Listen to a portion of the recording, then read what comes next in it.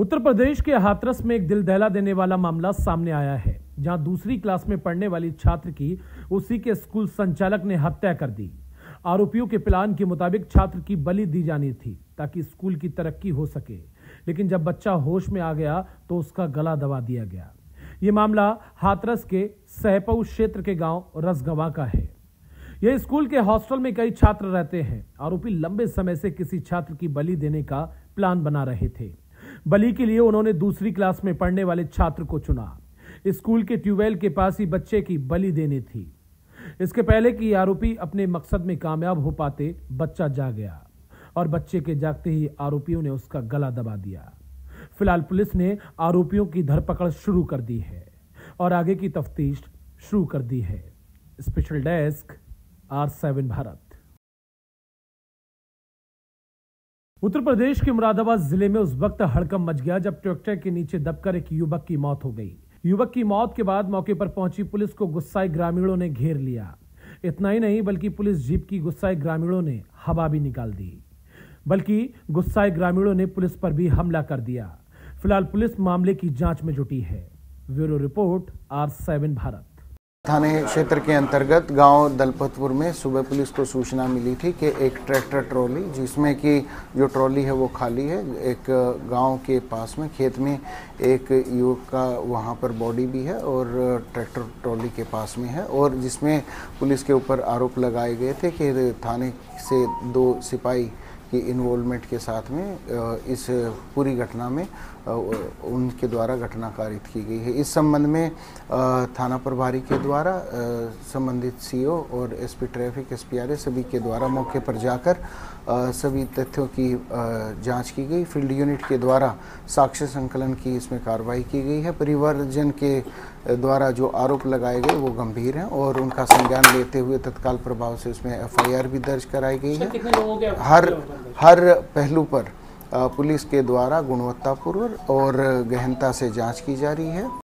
मुरादाबाद ठाकुर द्वारा कोतवाली क्षेत्र में खेत से मिट्टी उठाकर अपने प्लॉट में भरवा कर जा रहे युवक की ट्रैक्टर के नीचे दबकर मौत हो गई, जिसके बाद हंगामे में मामले में सपा सांसद रुचि वीरा का भी बयान सामने आया। उन्होंने कहा कि मैं इस मामले में और जानकारी कर रही हूं। जब कानून के रक्षक की भक्षक बन जाएंगे तो आम नागरिक कैसे सुरक्षित रहेंगे, और क्या कुछ कहा वो भी आपको सुना देते हैं। देखिए, ये मैंने भी अभी आते वक्त ही देखा था। अभी इस मामले की और ज़्यादा जानकारी करूंगी। अगर इस तरह से हुआ है कि रक्षक ही अगर भक्षक बन जाएंगे तो फिर कैसे सुरक्षित रहेगा आम नागरिक। उत्तर प्रदेश की मुरादाबाद जनपद के सिविल लाइंस थाना इलाके के कलेक्ट्रेट पर भारी संख्या में समाजवादी पार्टी के कार्यकर्ताओं के द्वारा प्रदर्शन करते हुए प्रशासनिक अधिकारी को ज्ञापन सौंपते हुए कहा था कि कई हजार वोट काटे गए हैं। प्रशासन के द्वारा मामले की जांच करते हुए समाजवादी पार्टी के पूर्व विधायक के आरोपी को गलत बताया गया था। इस पूरे प्रकरण को लेकर बीजेपी नेता के द्वारा सपा नेता के आरोपों पर वोटर लिस्ट दिखाकर कहा है कि समाजवादी पार्टी हारने के डर से इस तरीके का षड्यंत्र रच रही है। इस पूरे मामले पर समाजवादी पार्टी और बीजेपी के नेताओं का क्या कुछ कहना है वो भी आपको सुना देते हैं। कि जो कह रहे हैं एडीएम जो बात कह रहे हैं कि साहब मैं अपने परिवार का मामला मेरा था कब, वो सही तथ्य को मोड़ कर वो गुमराह करने की बात कर रहे हैं। मेरा तो परिवार का मतलब नहीं था।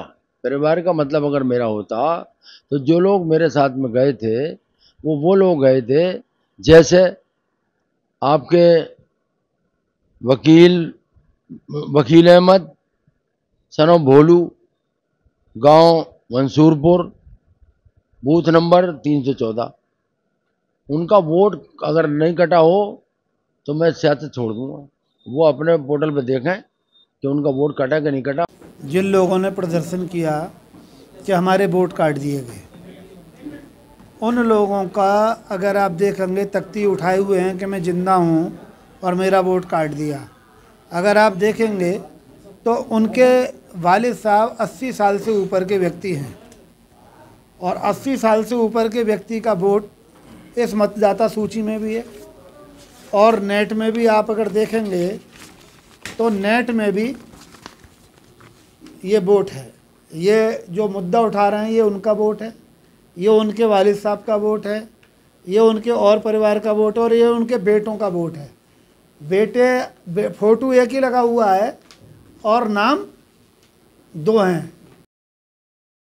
मुख्यमंत्री योगी आदित्यनाथ भले ही भ्रष्टाचार को रोकने के लिए तमाम प्रयास कर रहे हैं और भ्रष्टाचारियों की कार्रवाई की जा रही है, लेकिन भ्रष्टाचारी सुधरने का नाम नहीं ले रहे हैं। जिला महिला अस्पताल बदायूं भ्रष्टाचार के मामले में अखबार की सुर्खियों में आज दिन भर बना रहा। वहीं आज एक बार फिर ऐसा ही मामला सामने आया है, जहां महिला अस्पताल में ज्योति के पति प्रमोद कुमार का आरोप है कि डिलीवरी के नाम पर 7,000 रुपए की वसूली की गई और नहीं देने पर धमकाया भी गया, जहां आए दिन ऐसी घटनाएं हो रही हैं। मामला 21 सितंबर 2024 का है, जहां दूसरा मामला भी 21 सितंबर 2024 का है, जहां गुलवशर पत्नी एहसान कबूलपुरा का है, जिसकी डिलीवरी के नाम पर भी 6500 रुपए लिए गए। बहरहाल भ्रष्टाचारियों का ये कारनामा थमने का नाम नहीं ले रहा है, जिसके चलते सूबे की सरकार पर सवालिया निशान खड़े होने लगे हैं। Bureau report, R7 Bharat. Moradabad में आपात स्थिति में मौके पर पहुंचने वाली डायल 112 की पोल और सरकार के दावे उस वक्त फेल नजर आए जब पीआरवी का इंजन बंद हो गया। इवेंट में जाने के लिए गाड़ी को पुलिसकर्मी काफी देर तक धक्का मारकर स्टार्ट करने की कोशिश करते रहे, लेकिन गाड़ी स्टार्ट नहीं हुई। वहीं आपात स्थिति में मौके पर पहुंचने वाली डायल 112 की गाड़ी किसी जागरूक व्यक्ति ने उसका वीडियो बनाकर सोशल मीडिया पर वायरल कर दिया और कोतवाली खटगर के आगे खराब हुई इस गाड़ी का वीडियो लगातार वायरल हो रहा है।